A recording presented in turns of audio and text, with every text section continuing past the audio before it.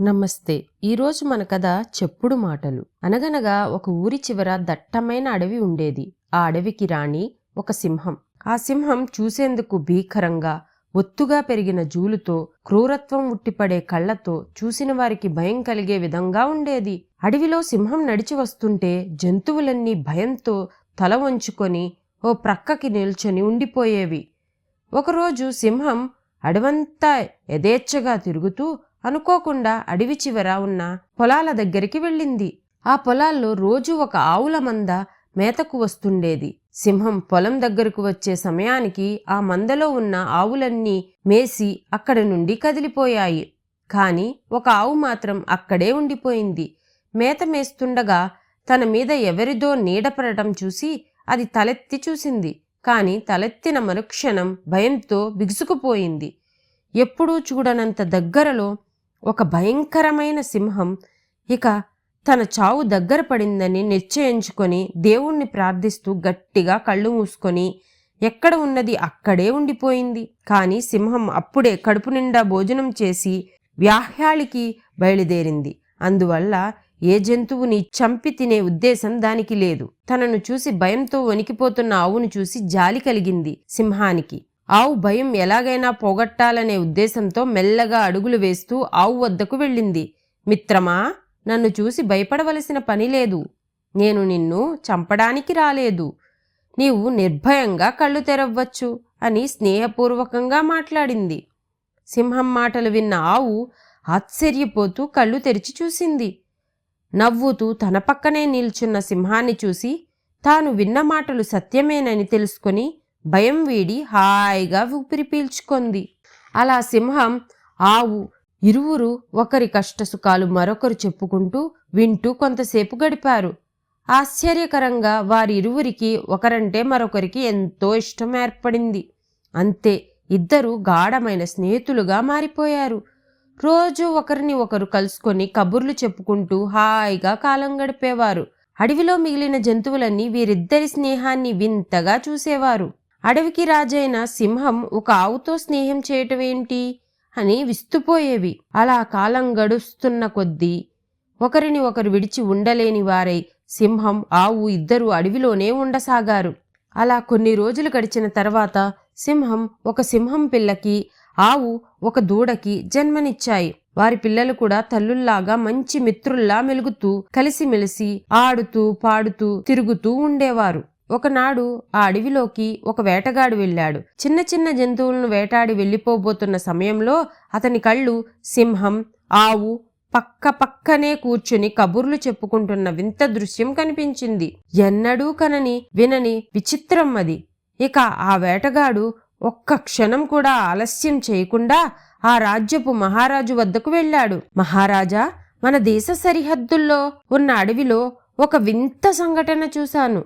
సొంత అక్క చెల్లెళ్ల వలె ఒక సింహం, ఒక ఆవు కలిసి అడవంతా హాయిగా తిరుగుతున్నాయి అని చెప్పాడు. ఆ విషయాన్ని విన్న మహారాజు ఆశ్చర్యానికి అంతులేదు. నీవు చెప్పినట్లు సింహం, ఆవు కలిసి తిరగడం అనేది తప్పకుండా విచిత్రమే. కాని నా అంచనా బట్టి వారి స్నేహం ఎంతో కాలం నిలవదు. వారిద్దరితో ఇంకొక మూడో జంతువు కలిసిన నాడు నువ్వు నా వద్దకి వచ్చి కనిపించు అని ఆదేశించారు. వేటగాడు రాజుగారి ఆదేశాల మేరకు తరచూ అడవికి వెళ్ళి సింహాన్ని, ఆవుని దూరం నుండి కనిపెడుతూ ఉండేవాడు. అలా కొన్నాళ్లు గడిచాయి. ఒకసారి వేట కోసం అడవికి వెళ్ళిన వేటగాడికి సింహం, ఆవుతో బాటుగా ఒక తోడేలు కూడా కనిపించింది. ఆ మూడు జంతువులు ప్రాణ స్నేహితుల్లా అడవంతా హడావిడిగా తిరగటం అతను గమనించాడు. వెంటనే అతనికి రాజుగారి ఆదేశాలు గుర్తుకు వచ్చాయి. వెంటనే వేటగాడు తాను చూసినదంతా పూసగుచ్చినట్లు రాజుగారికి చెప్పాడు. ఆ విషయాన్ని విన్న రాజు, ఓయ్, ఈసారి నీతో పాటు నేను కూడా అడవికి వస్తాను. ఇక ముందు ఏం జరుగుతుందో చూడాలని ఆతృతగా ఉంది. తోడేలు లాంటి టక్కరి జంతువు వారితో చేరిందంటే తప్పక జరగరానిది ఏదో జరిగేటట్లు ఉన్నది అని వేటగాడితో చెప్పి అడవికి ప్రయాణం అయ్యాడు. అటు అడవిలో ఆవుని సింహాన్ని చేరి వాటితో స్నేహం చేసిన తోడేలు మనసు నిండా కుటిలమైన ఆలోచనలే. ఆహా, సింహం మాంసం, ఆవు మాంసం ఎంత రుచిగా ఉంటాయి.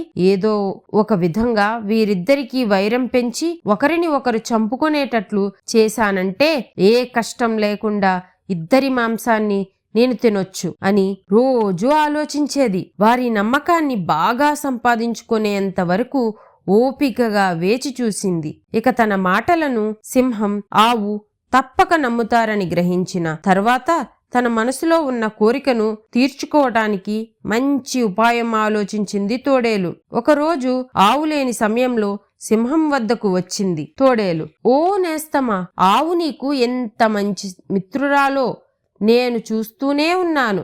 నీ ప్రాణాలను సైతం పణంగా పెట్టడానికి నువ్వు వెనకాడవు. అంతటి పవిత్రమైన స్నేహం నీది. కానీ ఆవు మనసులో ఏముందో నీకు తెలిస్తే చాలా బాధపడతావు అని సింహం మీద చాలా ప్రేమ ఉన్నట్లు నటించింది తోడేలు. ఆవు మనసులో ఏముంది? ఎందుకు ఇవాళ నువ్వు ఇలా మాట్లాడుతున్నావు?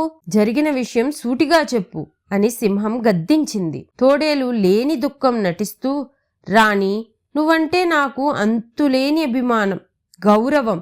అందుకే ఈ విషయం నీకు చెప్పకుండా ఉండలేకున్నాను. ఆవు నీ మీద కుట్ర పన్నుతోంది. అడవికి రాణిగా ఉన్న నిన్ను ఎలాగైనా అడ్డు తొలగించుకొని తానే స్వయంగా రాణి అవ్వాలని పన్నాగాలు పన్నుతోంది. ఆవు నిన్ను చంపడానికి వేస్తున్న ఉపాయాలు నేను స్వయంగా విన్నాను అని నమ్మబలికింది. అంతే, ఇక ముందు వెనక ఆలోచించకుండా కోపంతో ఊగిపోయింది సింహం. నేను జాలి తలిచాను కాబట్టే ఇంతవరకు ఆ ఆవు బ్రతికి ఉంది.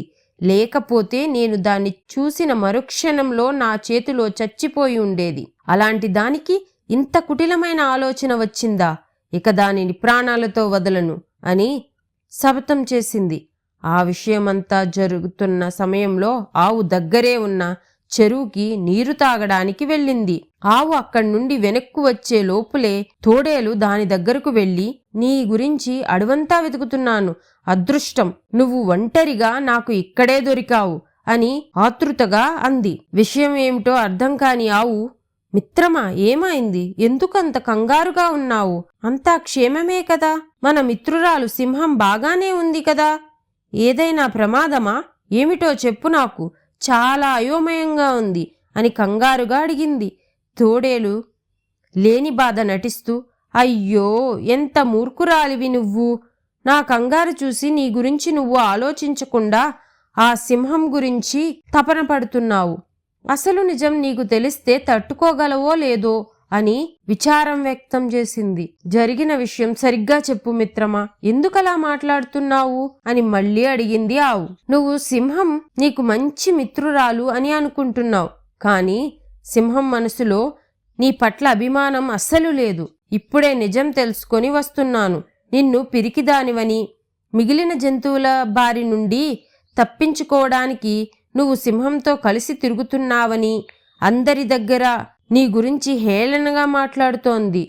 అసలు విషయం తెలియక నువ్వేమో సింహం వెనకాలే తిరుగుతున్నావు. నీకు ఎవరంటే నువ్వు భయం లేదని, సింహాన్ని కూడా అవసరమైతే ఎదిరించగలనని ఎందుకు రుజువు చేయకూడదు అని ఆవు బుర్రని విషపూరితం చేసింది తోడేలు. ఆవు తోడేలు మాటలకి కోపంతో ఊగిపోయింది. నాకు ఎవరన్నా భయం లేదు. నన్ను అంత మాట అంటుందా ఆ సింహం? దాని అంతు చూస్తాను అని రంకెల వేస్తూ సింహం దగ్గరకు బయలుదేరింది. సింహం పరిస్థితి కూడా ఇంచుమించు అలాగే ఉంది. కోపం పట్టలేక ఆవు వచ్చిన వెంటనే దాన్ని చంపేయాలని నిర్ణయించుకొని ఆవు కోసం సిద్ధంగా ఉంది. ఆవు ఎదురుపడిన మరుక్షణంలో సింహం ఆవు మీద దాడి చేసింది. ఒకరిని ఒకరు తన్నుకుంటూ గాయపరుచుకుంటూ నేలపై భయంకరంగా దొర్లాడటం ప్రారంభించాయి. వారి మధ్య భీకరమైన పోరుని తోడేలు ఒక చెట్టు చాటు నుండి ఆనందంగా చూడసాగింది. ఇంకొద్దిసేపట్లో వీరిద్దరూ చావటం ఖాయం. ఇక నెల రోజుల వరకు ఆహారం గురించి బెంగలేదు. ఇక రోజు విందే అని లొట్టలు వేసుకుంటూ ఆశగా చూసింది. ఇంతలో అక్కడికి వేటగాడు మహారాజుని వెంటబెట్టుకొని వచ్చాడు. వారు వచ్చే సమయానికి ఆవు, సింహం నేల మీదకు ఒరిగిపోయి కనిపించాయి. కొద్ది క్షణాల్లో రెండూ ప్రాణాలు విడిచాయి. అవి చచ్చిపోయాయని నిర్ధారణ చేసుకున్న తోడేలు చెట్టుచాటు నుండి బయటకు వచ్చి ఆనందంగా సింహం మాంసం కొంచెం, ఆవు మాంసం కొంచెం రుచి చూస్తూ నర్తించసాగింది. ఎంత ఘోరం! ఇంతకాలం ఎంతో స్నేహంగా ఉన్న జంతువులు ఆ టక్కరి తోడేలు చెప్పుడు మాటలు నమ్మి నిజాలు విచారించక తమ చావు తామే కొని తెచ్చుకొన్నాయి. ఒక్కసారి శాంతంగా వ్యవహరించి ఉంటే వారి స్నేహం ఇలా అంతమయ్యేది కాదు అని నిట్టూర్చాడు రాజు. తోడేలు మాత్రం చనిపోయిన ఇద్దరి మిత్రుల మాంసాన్ని తింటూనే ఉంది. కథ కంచికి మనం ఇంటికి.